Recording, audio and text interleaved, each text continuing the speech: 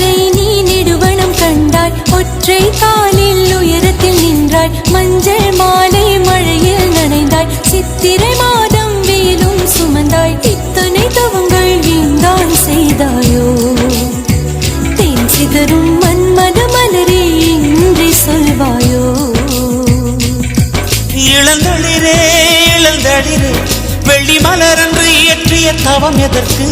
பெண்மங்கை உந்தன் கூந்தல் சேர்வதற்கு. இளந்தளிரே இளந்தளிரே வெள்ளி மலரன்று இயற்றிய தவம் எதற்கு? பெண்மங்கை உந்தன் கூந்தல் சேர்வதற்கு.